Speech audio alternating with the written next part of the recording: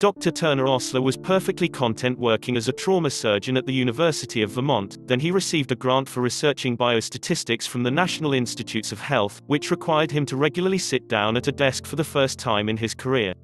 That's when his back pain started. All the chairs I tried made my back worse, so I took a deep dive over the course of the year to figure out a better and affordable solution, he says. Now, Osler, who's currently a research epidemiologist at the University of Vermont, channels his health research into a new mission, preventing what he calls sitting disease. On top of creating and selling chairs that promote active sitting, which requires sitters to move while in the chair, Osler donates chairs to schools around the country, which he views as a practical way to improve public health. I spoke with him about the impact of sitting disease, the problem with modern ergonomics, including standing desks, and how he plans to use his research and designs to improve public health. Elemental, how does your work as an epidemiologist encourage you to educate people on the health implications of constantly sitting? Turner Osler, what I'm most interested in is sitting disease, which is a constellation of obesity, hypertension, diabetes, and heart disease that seems to come as a package. We're in an epidemic of all these things. It's likely the case that sitting still all day is mostly the source of these problems. But that's a hard case, because most people don't care about a heart attack they might have 20 years from now. But what people do care about is the back pain they have right now. Active sitting, which requires people to move when they're sitting, solves both of these problems, reducing back pain and increasing metabolic rate. We're kind of hijacking sitters' neuromuscular systems and compelling them to be active, even when they sit. What is it about sitting that's so risky for our health? People aren't supposed to be sitting all day. This is a catastrophic misuse of our anatomy. We're designed to be hunter-gatherers. Uniquely among our primate brethren, we have a requirement for exercise. We need to get in a lot of walking to make our biochemistry work properly. So when you force people to sit, a lot of things go wrong. For one thing, it's hard to move when you're trapped in a standard 90-90-90 ergonomic posture, where your hips, knees, and ankles are at a 90-degree angle. In addition to immobility, there's the back pain issue. 80% of Americans have back pain that sends them looking for medical help at some point in their lives. This is a shocking figure to someone like myself, who has taken the spine apart in the operating room and the anatomy lab. The human spine is fine on its own. The fact that it goes wrong in 80% of us really makes no sense, unless you pull the camera back and see how we're using our backs. Ergonomics doesn't exist to make people more comfortable or improve posture. Ergonomists came into the world to make people more efficient on an assembly line. It's an industrial concept. In cultures where people don't sit on crappy office chairs, back pain is much less common. For example, in places like Korea and Japan, where people squat or kneel or sit with other postures, there's a much lower incidence of back pain. Viewed from this angle, it seems like our whole back pain epidemic is really a created problem. What's the biggest problem with most standard office chairs?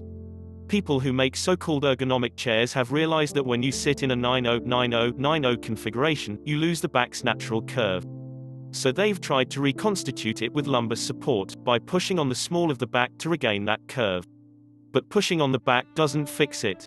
What you need to do is lower your knees below your hips by adjusting the seat of the chair to be higher. Your spine doesn't need to be forced to succumb to a posture an ergonomist thought would be good. Your spine knows how to support itself if it isn't given false input from a backrest and lumbar support. All these things distract your spine from sitting in a balanced posture.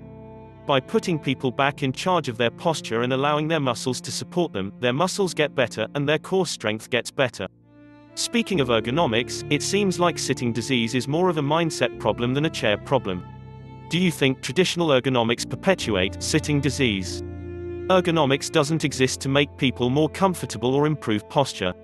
Ergonomists came into the world to make people more efficient on an assembly line. It's an industrial concept. Now employers want to design people's experience on an assembly line so they don't get a repetitive stress injury and sue them. So ergonomics has come to have much more thoughtful implementation. But at root, it was how to get more widgets off the assembly line, which isn't a very elevated purpose if you're trying to think about your employees.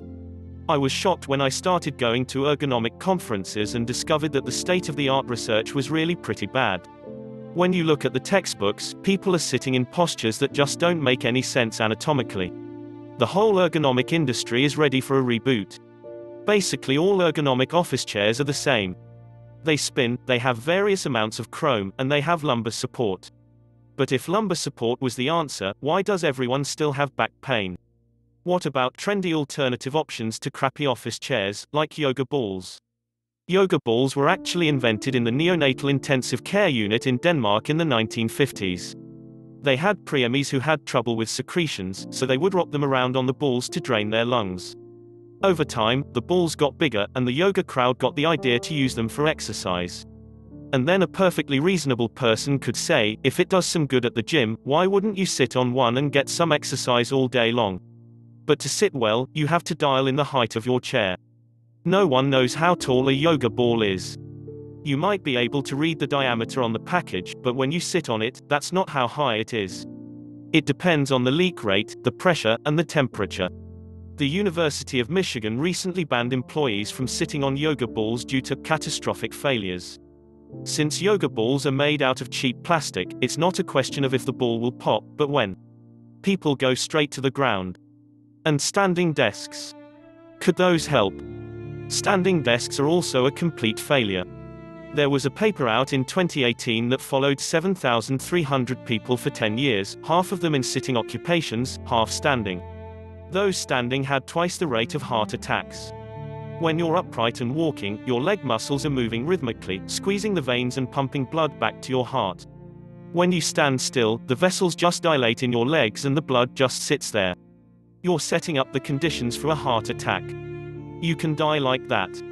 As a general surgeon, I've stripped miles of varicose veins out of people who stood in assembly lines in their careers. It's an ugly operation, and it's mostly gone. But with this fad for standing desks, I think we may be stripping varicose veins out of people again. Do you have a big picture plan for preventing sitting disease?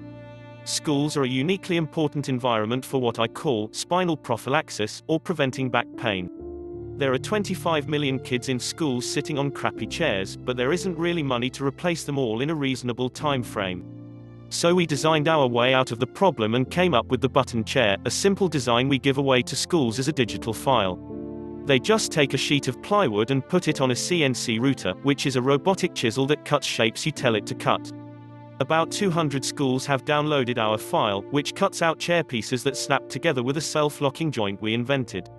The tipping mechanism is a used tennis ball.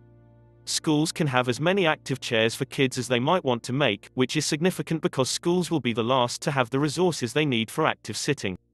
This is really important to me. As a surgeon, I could help one person at a time in the operating room, maybe 5,000 or 10,000 over the course of my career. But as an epidemiologist designing a chair I can stuff through the internet, I can touch millions of lives.